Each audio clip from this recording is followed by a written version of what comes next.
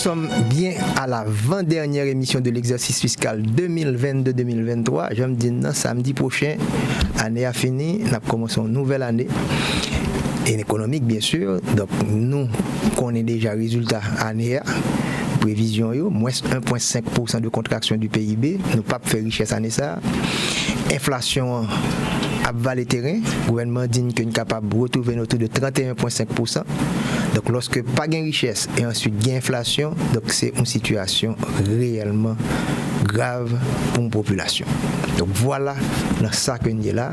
Donc, est-ce que nous sommes capables de sortir année prochaine, exercice fiscal 23-24, prévision comment c'est fait, mais prévision pas suffisant pour capable retirer tête dans notre truc là. Même si nous avons croissance, nous pas même faire 1%, 2% croissance, or c'est après 4 et 5% de croissance. Situation politique là jusqu'à présent.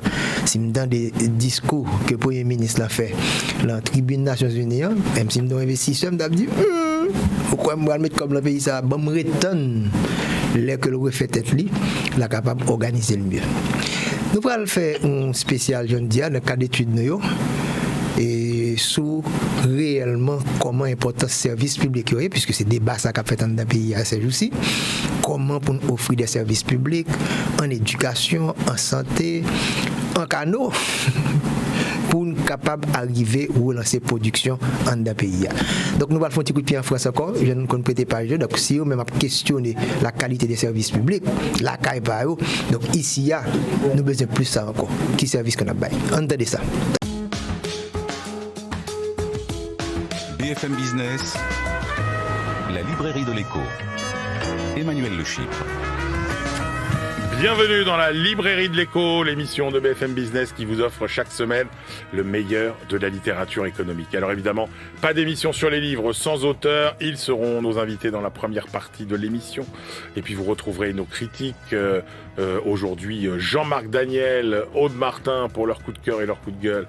Et puis nos chroniqueurs Benaouda Abdelhaim et sa moisson d'études glanées dans le monde entier et Frédéric Simotel pour nous parler d'un des grands acteurs du monde de demain. Évidemment, n'oubliez pas nos réseaux sociaux sur Instagram, la librairie de l'écho. Vous trouverez le programme détaillé de l'émission avec toutes les références des livres, ce que vous nous demandiez depuis longtemps.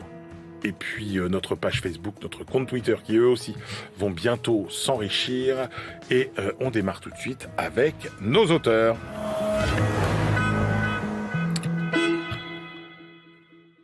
On plonge aujourd'hui dans la librairie de l'écho, dans les arcanes de l'État et du service public pour comprendre ce qui ne fonctionne plus et pourquoi, pour comprendre comment les services publics se sont paupérisés alors que la dépense publique ne cesse de croître et que les fonctionnaires sont de plus en plus nombreux, pour comprendre aussi pourquoi les décisions prises au plus haut sommet de l'État, dans les cabinets ministériels ou au Parlement, ne semblent plus avoir aucun impact sur nos vies quotidiennes. Pour répondre à toutes ces questions, deux invités. Arnaud Bontemps, bonjour. Bonjour. Arnaud Bontemps, vous êtes haut fonctionnaire et vous représentez le collectif Nos Services Publics. Et vous publiez le premier rapport sur l'état des services publics, démarche originale, hein, vous allez nous raconter ça, fruit d'une centaine de contributions de gens au profil extrêmement différents. Alors pas de version papier encore. Bientôt, mais, la semaine prochaine. Mais tout est sur le site nosservicespublics.fr. Et puis notre deuxième invité, Emmanuel Constantin depuis Londres. Emmanuel Constantin, bonjour. Bonjour. Vous avez été membre de plusieurs cabinets ministériels. Vous travaillez maintenant à Londres pour un grand groupe privé et vous publiez dans la machine de l'État. C'est dans le débat, publié chez Gallimard. On commence avec vous, Arnaud Bontemps. Juste d'abord un mot, comment est né ce rapport original ? Parce que des rapports sur l'état des services publics, la réforme de l'État, etc., on en a quand même des dizaines. J'ai envie de dire, qu'est-ce qui est spécifique, vous, dans votre démarche ? Mais justement, la démarche, c'est pas de faire un rapport sur la réforme de l'État ou sur des propositions en particulier, c'est avant tout de faire un diagnostic, un état des lieux. Le point de départ, c'est celui que vous mentionnez tout à l'heure, c'est comment est-ce que ça se fait qu'on a aujourd'hui des tensions croissantes sur les services publics, alors même qu'il y a plus de fonctionnaires qu'il y a 20 ans, plus d'argent public qu'il y a 20 ans. Et donc, pour l'expliquer, on a souhaité partir d'un diagnostic sur le temps long, on remonte jusqu'aux 40 dernières années, parce que c'est le temps des évolutions sociales, et on a souhaité faire un diagnostic transversal sur les secteurs de la santé, de l'éducation, Tous des les grands postes transports, régaliens, en fait. justice et sécurité, fonctionnement, finances publiques. Alors, effectivement, le sentiment des Français, c'est que la qualité de leur service public s'est dégradée. Alors, est-ce que ce sentiment est juste ? Et puis, la question qui vient dans la foulée, c'est est-ce que donc ce sentiment est juste ? Ou bien, est-ce que le malaise des Français vis-à-vis des services publics ne vient pas d'un décalage entre finalement ce que eux ressentent comme besoin vis-à-vis de ce service public et ce que ce service public propose ? C'est exactement notre point de départ, et en fait, les deux propositions que vous faites ne sont pas incompatibles. En réalité, ce que l'on constate sur le temps long, c'est que les besoins évoluent parce que la société se transforme. Il y a 40 ans, il y avait 1 jeune sur 4 qui allait jusqu'au baccalauréat. Ouais. Aujourd'hui, c'est 4 sur 5. Ouais. Il y a 10 ans, il y avait 30% moins de maladies chroniques qu'aujourd'hui. Aujourd'hui, c'est 1 personne sur 6 qui est concernée dans la société. Nos grands-parents, il y a 60 ans, parcouraient 5 fois moins de kilomètres qu'aujourd'hui. Toutes ces évolutions-là, elles sollicitent très fortement les services publics. D'ailleurs, c'est en partie le fruit des évolutions des services publics. Ouais. Et donc, c'est ce qu'on appelle des besoins sociaux, des évolutions démographiques, techniques, etc. Et face à cette évolution des besoins, les moyens des services publics, fortement comprimés en particulier dans les 15 dernières années, augmentent moins rapidement. Et donc, entre ces besoins et ces moyens qui augmentent à des vitesses différentes, se crée un espace croissant. Et dans cet écart croissant se trouvent beaucoup de choses, dont le fossé croissant avec la population. Mais vous êtes d'accord quand même pour dire qu'il y a une dégradation de la qualité du service rendu au public. Quand on voit l'éducation avec notre dégringolade dans les classements internationaux, quand vous voyez la santé, où malheureusement le diagnostic, c'est qu'on n'a jamais été aussi mal soigné en France depuis la Deuxième Guerre mondiale, quand vous regardez notamment toutes les problématiques d'accès aux soins. Évidemment, il y a des grands plateaux techniques, etc., c'est pas la question. Donc, on se dit quand même... et puis surtout, on entend tout le temps la même rengaine, plus de moyens. Mais comment on peut avoir des résultats aussi médiocres dans le pays, encore une fois, qui a le plus haut niveau de dépenses publiques au monde? En gros, le pognon, il va où? C'est ça? Alors, il y a beaucoup de choses, il faudrait qu'on les dénoue dans ce que vous dites. Les services publics restent aujourd'hui en France quelque chose qui a... des entités qui ont une qualité de service qui, par exemple, dans l'hôpital, est parfois incomparable à ce qu'on peut trouver, par exemple, dans certains pays du Sud, ou même aux États-Unis, où il y a une dépense globale en santé publique et privée beaucoup plus élevée, mais une qualité de service beaucoup plus faible. Néanmoins, c'est vrai, et évidemment, en tout cas, tout ce qu'on objective dans ce rapport, c'est des dégradations de services publics, en tout cas fréquemment, qui sont liées en partie à des questions de moyens. Parce qu'on manque de moyens, on regarde par exemple dans la justice des taux d'encadrement beaucoup plus faibles que dans d'autres secteurs. On a le nombre de médecins est très stable dans la population, alors que les évolutions épidémiologiques sont très fortes, je l'ai dit tout à l'heure. Donc, à des tas d'égards, il y a des enjeux de moyens.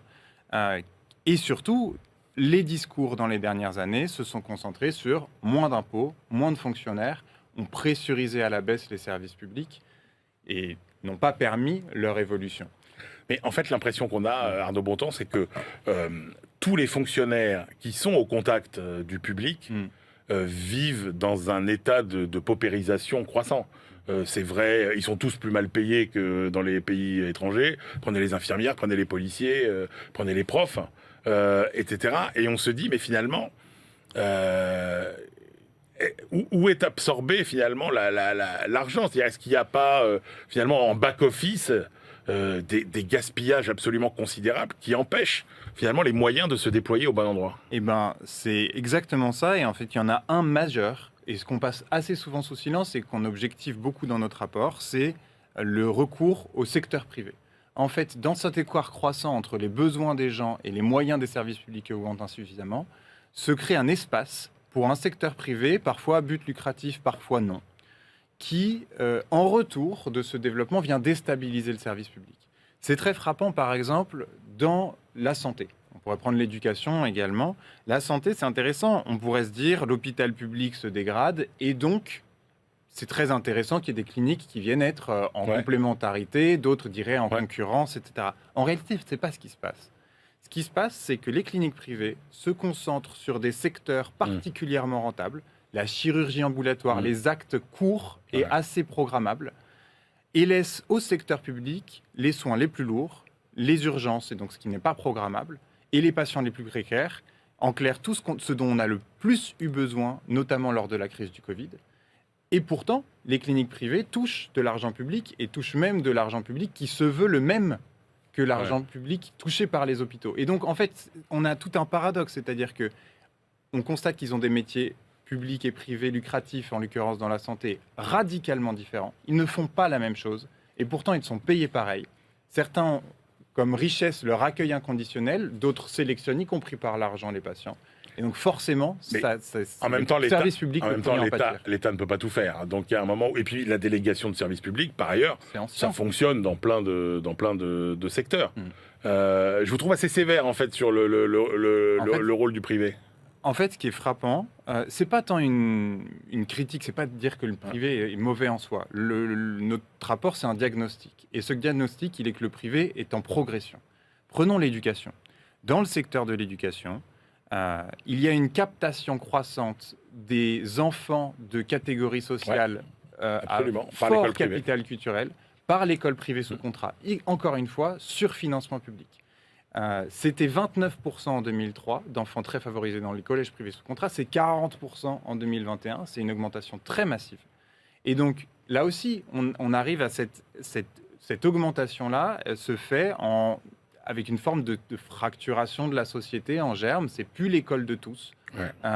Et c'est encore plus vrai dans certains, par exemple en région parisienne ou dans certaines régions de France.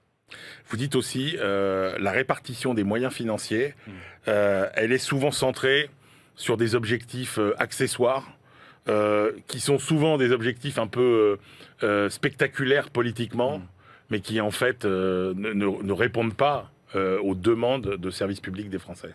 C'est une constante malheureusement trop fréquente. Un exemple intéressant là-dessus, c'est les moyens de la police. Eux, pour le coup, ils ont très fortement augmenté, alors même que les besoins, si on regarde le taux de criminalité dans les 10, 20, 40 dernières années, est remarquablement stable. Il n'a pas augmenté, voire il est plutôt en légère décrue, selon l'INSERM.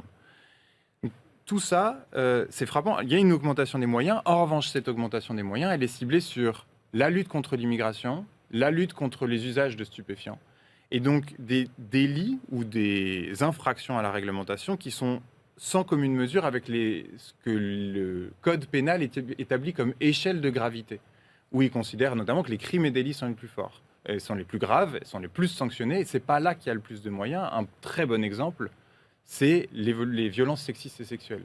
Une très forte demande sociale dans les 5 dernières années, et pourtant, la police s'est toujours pas adaptée, la justice a toujours du mal à s'adapter, et continue à résoudre plus lentement quand elle les résout et quand elle sait les accueillir, alors qu'on sait qu'il y a très très peu de violences, de viols notamment, qui sont condamnés. Ils sont investigués pour ceux qui sont élucidés, et ils sont élucidés beaucoup plus lentement que les autres crimes et délits similaires. L'argument des partis politiques de droite ou des économistes libéraux, c'est de dire en fait le rapport qualité-prix de la dépense publique aujourd'hui n'est pas bon, et en gros on pourrait rendre un service public de bien meilleure qualité sans dépenser plus. Est-ce que vous partagez ce diagnostic ou pas ? En fait, ce qui est intéressant, c'est que ce travail, on l'a fait dans tous les secteurs sur les 40 dernières années, en essayant de prendre toutes les sources un peu objectivables, et on ne voit pas. Alors, je ne dis pas qu'il n'y a pas des enjeux d'efficacité dans les services publics.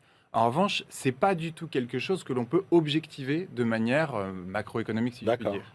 Et donc, ce qui est intéressant, c'est que sur ce constat non objectivé, on fait, et les dernières années, les dernières décennies, on fait des propositions immédiates qui étaient « on va baisser les moyens ». Et donc, on a mis en difficulté le service public et on l'a mis en faillite. C'est un peu comme Ça existe dans plein de domaines, l'assurance chômage, etc. On dit qu'ils sont en déficit, on dit qu'ils sont de mauvaise qualité, et donc on leur réduit les moyens, on les met en déficit, etc. Donc il y a ce mécanisme-là qui existe de manière certaine. Ce qui est intéressant aussi, c'est de comparer avec le secteur privé.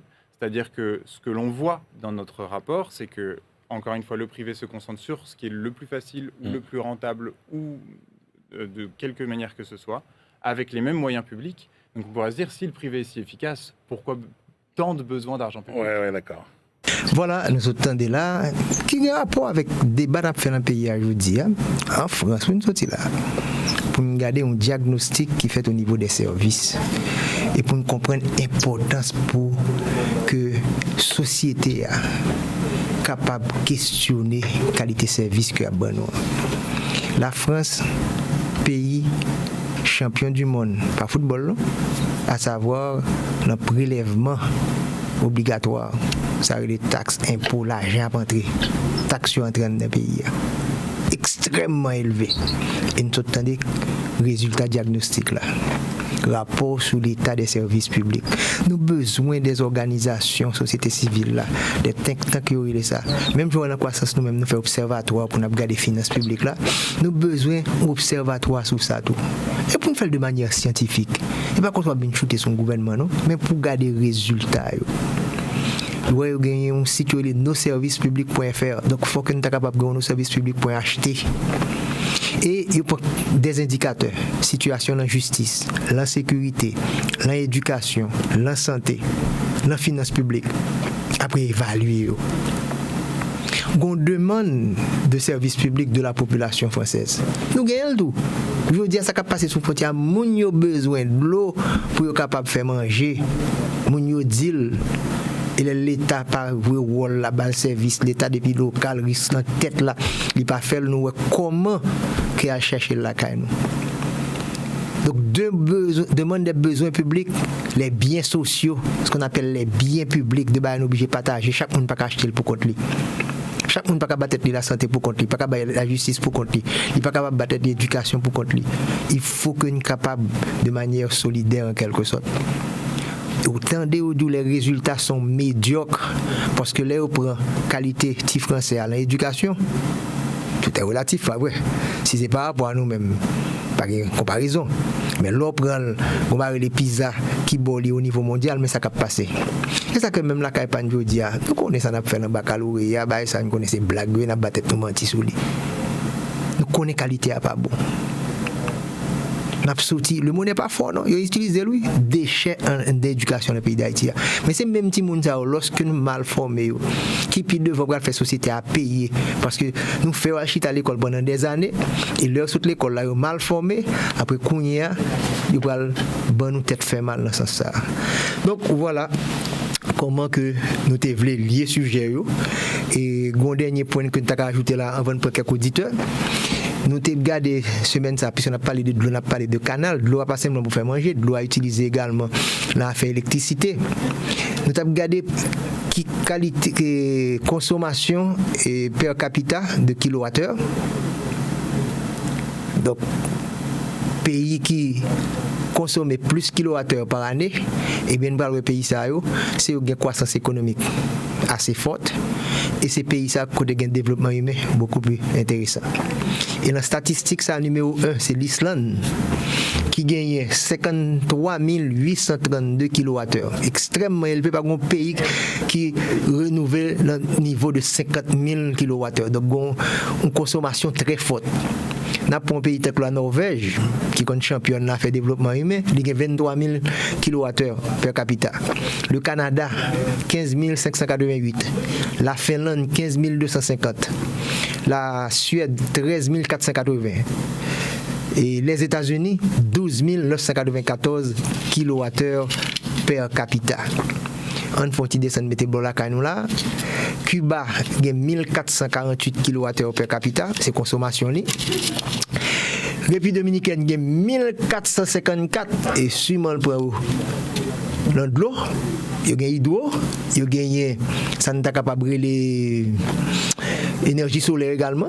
Il y a un pack énergie solaire, je dis Le ministre a chance pour le dire qui plan énergétique qu'il a gagné de l'autre bois. Malheureusement, il joue, il bien joué. Au lieu de partager l'information, ça. Mais les résultats sont là. Haïti a seulement 40 kWh per capita. 40 kWh per capita. Pays qui plus Haïti a le Niger avec 51 kWh per capita. Haïti parmi dernier pour ne pas dire dernier pays la consommation kWh per capita. Donc ça a expliqué pour qui ça dans une situation de sous-développement ça et sous frontière l'un prend pays ça et nous prend département ça nous pral ouais comment situation est. On prend des auditeurs pour nous faire l'émission. C'est juste une auditeur compte chanceux pour faire parler parce que vous parlez bien. Nous avons amis qui quelques bonnes interventions récemment. On a profité avant de premier auditeur là 37 02 2021. Bon merci spécial pour un groupe de jeunes voix réseau. Dans le moment qu'on entendait là, il y a dévoré donne à faire internet, à jouer, c'est pas l'empile là. Eh bien mon groupe jeune qui prend responsabilité, bon, parce que c'est responsabilité, qui prend chance pour aller contre courant pour dire que yo même y a supporté net aller. Il faut me dire c'est pas un groupe jeune que pendant 30 dernières années parce que grand pile groupe que nous supporter dans courage et nous mettre sous pied, nous pas aider directement. Mais yo te voulait réellement dire attention. Il y a des gens qui ne peuvent pas accepter et qui ne peuvent pas entrer dans ligne ça et pas faire une bouche tout pour quitter que mon abdi n'importe qui parole. Merci beaucoup, Voix Réseau. Continuez comme ça. Je gagne plus le courage et il fait plus plaisir parce que réellement, je ne pas croire que nous avons trop de contacts que nous avons formés pour nous bon support qu'on fait avec d'autres groupes en quelque sorte. Mais nous avons courage pour nous faire ça. Je m'apprécie en pile et moi, je suis avec un pile intérêt, un pile attention. Voix Réseau, merci. Nous avons un auditeur. Allô? Allô? N'importe frère. Merci un peu. Je salue tout le monde qui a écouté. Je salue Christian Farel. Et moi, il est là. C'est le Premier ministre là, dans l'ONU qui font une déclaration comme si le pays est souverain. Et puis, il dit que le Premier ministre là, c'est dans le canal là. Le pays est souverain. Parce que bon paquet de bagailles et pour lui assumer souveraineté ça il n'a qu'à faire donc question là mais et pour lui un problème de sécurité dans le pays c'est pas un tout étranger qui travaille donc c'est problème interne donc c'est Kenya comme si des instances étrangères, comme Biden a dit qu'il faut une force multinationale en Haïti. Donc, je ne pas traiter pays souverain comme ça. Donc, moi-même, je dis, est-ce que le Premier ministre, là, comme ça avait dit, mot souverain, et parce que si le pays est souverain, le premier genre souveraineté exercée dans le pays, c'est que c'est la population pays a choisi dirigeant. La population pays n'a pas choisi Ariel. Donc ça veut dire que c'est trois groupes, madame, comment il est là, la ligne, qui font tout, qui mettaient Ariel côté de là. Donc, et qui souveraineté, Ariel a parlé. Donc moi, je crois que nous avons un problème qui est une solution. Parce que tout pays, quand on a des fait, là où l'État est planifié, planification nationale, régionale, locale. C'est-à-dire, au canal qu'a fait, ça veut dire qu'il fait pour lui. Et ces résultats ont un processus de planification qui demande non seulement pour l'objectif qu'il veut atteindre, et puis pour joindre investissement local ou bien étranger, et puis qu'on a là pour embarquer dans un projet qui permettre que non seulement là nous finissons produire, mais dans la politique commerciale, c'est-à-dire pour danger dominicain, envahir le pays nous comme ça. On a fait des accords commerciaux bilatéraux avec ce domaine.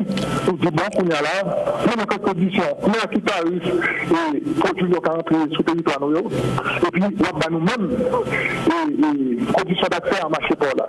Donc c'est ça pour moi que les souverainetés, oui. Mais il n'y a pas qu'à faire un canal, et puis pour la bonne, on dit que ce canal là fait pays à souverain. Donc moi-même je crois que définitivement, il faut notre pays pour sérieux. Si notre dirigeant aussi a fait j'ai des mots, c'est-à-dire 10 paroles, et que le monde, pour tromper le monde, ça ne peut pas vraiment voir là, et des trois gros résultats là-dedans. C'est ça me dit, mettre en pile, ou même en tenant, qui est pareil. Pour messieurs, nous connaissons pas ça, c'est pour lier, d'ailleurs, on y a des plus anciens comme intervenant, et toujours disponible, toujours là avec nous pour tes commentaires, et nous sommes très satisfaits de l'intervention qu'on réalise, parce que souveraineté a fait pas jouer avec moi, pour nous capables réellement comporter comme un pays souverain, parce que si pour nous décréter une souverain, pour nous garder comment côté souverain, comment comporter, donc c'est pas même moi, nous pas utiliser même t'es capable de dire concept là, faut ne pas jouer avec moi. Et j'en ai dit à Haïti, semaine ça a été très recherche et très, il parlait d'Haïti en pile sur le marché international là, la tribune Nations Unies, mais bah quoi son bail qui était tellement positif, l'en regarder avec qui arrogance que encore Abinader monté sur tribune, c'est comme si son team monde l'a pédé et ouais comment monsieur a essayé jouer 4 et Kenyan comme si trop content pour jouer avec Haïti. Nous allons te dire oui allô. Oui, allô, bonsoir, secrétaire Farel. Bonsoir. Bon, ma photo depuis quoi des bouquets, c'est une émission que moi m'attendais en pile. Bon, sont jeunes étudiants qui étudient ça. Et vraiment apprécié l'émission pour toujours faire un résumé de tout ce qui est passé pendant cette semaine. Ensuite, il m'a vraiment ajouté concernant 2 points que vous avez débattus pendant l'émission. Et ça que nous avons aimé, il m'a écrit concernant 2 lives là que nous avons aimé que quelques données de HSI publiées. Quelques données sur qui ça? Quelques données de HSI données. Il m'a aimé que nous ayons quelques données, s'il vous plaît. Ok, IHSI, il site www.ihsi.ht. Donc, toutes données ça est supposé disponible sur le site, toutes données même utilisées est disponible sur le site www.ihsi.ht. Ou bien site bloc central là tout www.brh.ht. Vous avez une pile de données. Et site ministère des Finances là également www.mefhaiti. Est-ce que non mef.gouv Haïti. Donc font une recherche sur Google ou capable faire MEF Haïti là capable de mieux. Il pas en tête bien exactement pas les bons mauvais données. OK, d'accord, merci, mais deux fois tout que me compte toujours faire recherche que pas vraiment je viens donner. Bon, là, même c'est là pour donner pas mieux tout. Donc, on a un traitement spécial. Donc, c'est données qui sont disponibles que m'utiliser à partir du site internet que vous gagnez. Ok, d'accord. Pas de problème, frère. Ça fait plaisir. Nous comptons de vous. D'accord. Nous, sur Magazine Financier Investir, nous, la dernière partie émission là, côté que le public là, après les, pour avoir opinion par eux, pour dire que ça passe dans la semaine là, et qui perspective qui gagne. Donc, en tant qu'on a fini là, donc nous avons préparé là pour regarder ce qui va passer dans le prochain budget. Nous avons déjà quelques données sur l'exercice fiscal qui a fini. Donc, nous ne pas faire croissance année ça encore. Donc, son contraction de moins 1,4%. Et inflation est apprêtée à un niveau qui est supérieur à 30%. Et en septembre 2023. Et donc, nous n'avons pas trop bonne information pour nous. Donc, c'est pour nous dégager, nous, après 5 ans, ça, est-ce que nous avons décidé pour nous être dans le trou? Donc, nous fouiller tout, donc il faut une caractéristique là-dedans. Donc, l'autre auditeur, oui, allô? Bonsoir, M. Farid. Bonsoir.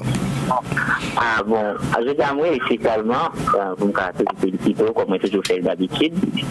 Et je pense que c'est pour un monde politique, mais il y a trop de valeur, il y a trop d'importance dans le livre, c'est pas ici, et tout le monde en commun. Je pense que les personnes qui aiment que c'est le monde qui parle mieux. Donc, je pense que je vais faire du temps, et parler de monde politique là, il faut toujours parler avec un pile et raison, ou je pense que des faire un pile, moi-même, créer une entreprise en un collectif avec des amis. Moi, projet me fait trouver. Moi, j'ai 5 ans, je fonctionne dans le domaine non, depuis, je suis dans le domaine non, parce que, c'est pour pas nous l'argent, mais on va nous barrer plus que l'argent. Vous comprenez?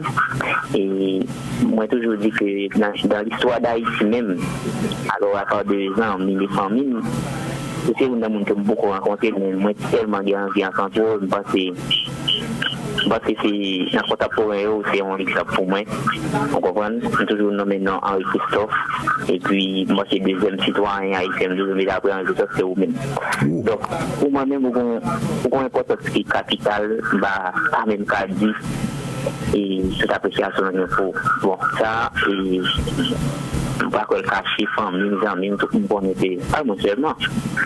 Mais pour son monument. Et je pense que c'est bon, c'était une bonne possibilité pour nos deux entreprises, ou de moi-même, comme dans mettre une plaque, vous comprenez?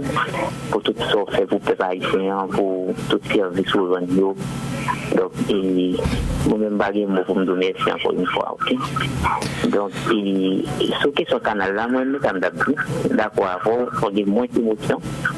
Deuxièmement, il faut nous quitter à ces paysans avec les roues. Parce que ça va passer mode. Donc, en politique agricole. Nous sommes dans le mini-fondia, nous sommes dans la tifondia. Si nous faisons comme ça, c'est moi qui n'a pas été nous, on va pas manger. Donc, il s'allume encore une fois, on était dans le monde qui réunion, donc, que bon Dieu toujours continue de vivre. D'accord? Merci beaucoup. Sont vraiment recevoir ça avec un pile humilité parce que aussi t'es dans gros monde là, bah comme qu'à camper même côté avec eux, bah même cacher dans le même salle avec eux. Donc nous peut-être support pour nous peut-être sanguin bien content lorsque des jeunes d'un coup aujourd'hui nous tendez, nous garder et comment ajuster nous être dans le pays nous faire lui. Donc merci vraiment m'apprécie ça en pile et hommage à Couronne là, je pense que ça a plus gros qu'on plaque. Donc c'est vraiment un bail extraordinaire et nous apprécions ça de manière considérable. Pour les auditeurs, si gagné, nous avons Magazine Financier Investir, nous la fin émission là. Oui, allô? Allô, bonsoir. Oui, bonsoir. Oui, peut-être, ma petite émission et M. Farrell, la petite émission de Florida. En Floride.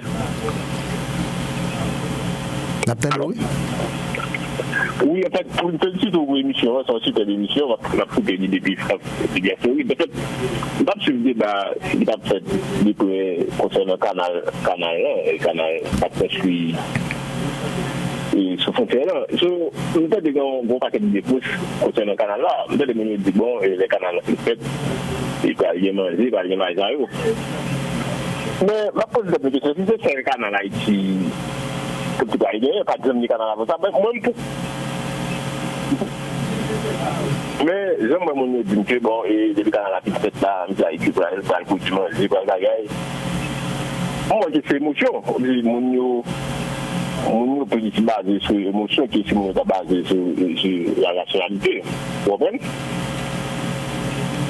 Allô? Oui, nous avons suivi très bien, nous avons suivi des quoi développer. Je vais faire un match ici pour le canal là. C'est comme ça que tout le monde fait un match ici pour les parlementaires, comme c'est pour les institutions pour se vous comprenez? Mais ça peut faire donc sélectif. Il est très bon pour faire match ici pour le canal là. C'est comme ça que tout le monde fait un match ici. Quel est le élection, quel est le parlementaire pour pour venir défendre l'intérêt, nous, vous comprenez? C'est ça. Ensuite, comment on a du tout, de dire que le subventionné DH, on va faire des points de 10 milliards de foot, on est dédécandé. M'attendez bien, vous prenez pour moi. Alors, on a dit que le subventionné DH et le PDH vient subventionner la chaîne. C'est ça. 8,2 milliards. 8,2 milliards. Oui, mais est-ce que ça va répondre pour nous d'accord qui zone de recevoir l'électricité? Parce que est-ce que ça tout dans les zones en Haïti, même infrastructure, ça vient là-dedans? Il a fait extrêmement important pour nous d'accord qui zone de bail. Donc, on a dit assez souvent dans le budget, c'est mon bon qui favorise à tout. Ça me donne c'est extrêmement important pour nous d'accord tableau, pour nous d'accord pour nous d'accord les 15 autres quantité. Kilowatts recevoir, vous comprenez? C'est extrêmement important. Et ça entre dans ça tout fait pour en France là pour regarder qu'il y a des gens qui en dehors de l'État qui regardent qualité, qui fait diagnostic de services publics à recevoir.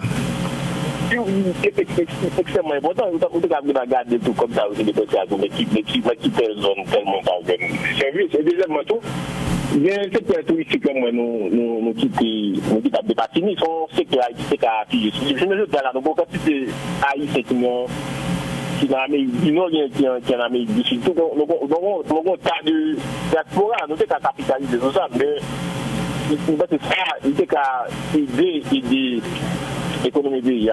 C'est une d'accord à attirer de diaspora à l'étranger, mais là, on ne va même qu'à fréquenter Haïti. Vous comprenez? Et deuxièmement, tout, maintenant de tout, même les pauvres c'est pratiquement impraticable, mais est-ce que notre grand sud là, nous n'avons pas de grand sud là, nous devons mettre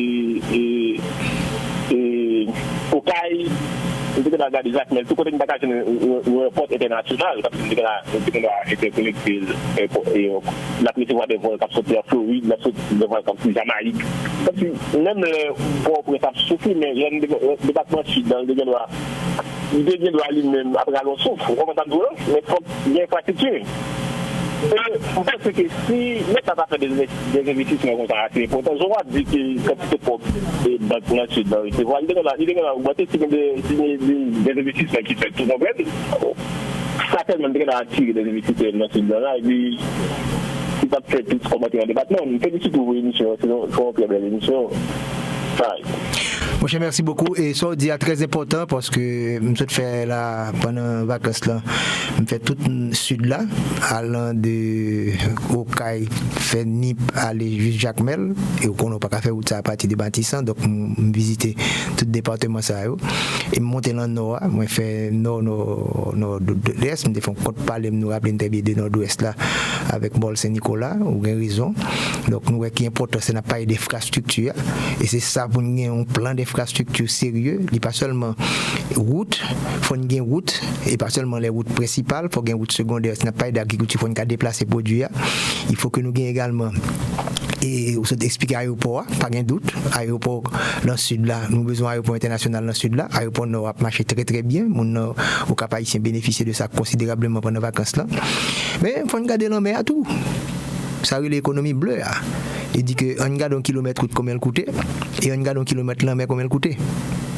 Il dit qu'on a assez pour mettre, il faut faire déplacement, ou qu'on fait cruise line régional, ou qu'on a sorti des pestels pour virer, pour ajuster bureau, ou qu'on a sorti dans le sud là où aller au Caille, aller jusqu'à Jacmel, dans le nord, ou qu'on a fait du nord pour arriver tourner juste pour être capable de dire la tortue et faut liberté sur notre merveille encore. Donc on peut comporter des bagages assez intéressants. Nous remercions tout le monde comme nous connaissons que partie ça c'est un parti qui est extrêmement important pour nous côté auditeur eux-mêmes. Excusez-moi les auditeurs qui sont là, pas capable d'aller comme ça. Excusez-moi, allô. Allô. Allô. Oui, nous manquons faire mes potes sous. Ah ok. Merci beaucoup. D'accord. Bon week-end. D'accord frère. Donc nous saluons tout le monde. À la semaine prochaine.